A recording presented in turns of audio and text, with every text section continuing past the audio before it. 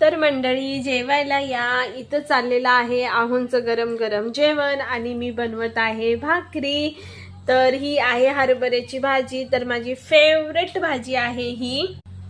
झालं असं होतं की आज भाजीला काहीच नव्हतं आणि मला प्रश्न पडला होता की काय बनवायचं आणि तितक्यात एक शेजारच्या आजी आहेत, त्यांनी मला ही हरभऱ्याची रानातली ताजी ताजी भाजी आणून दिली करायला।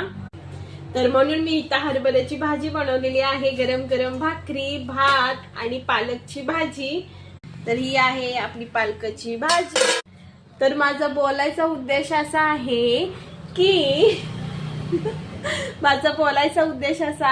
की किती नशीबवान आहेत हे पुरुष की ह्यांना गरम गरम खायला भेटतं आणि आपण बायका दिवस रात्र काम करतो, दिवस रात्र कष्ट करतो, दिवस रात्र एक करून कामधंदे करतो आणि वरनं हे लोक म्हणतात की तू काय करते घरामध्ये, ह्यांना काय माहित असं ताजं बनवून गरम गरम ह्यांना खायला भेटतं। पण आम्ही सगळं काम करायचं, सगळं आवरायचं आणि असल्या थंडीचं पण थंडगार जेवण झाल्यावर मग खायचं आणि म्हणतात सुखाचं जीवन आहे तुमचं।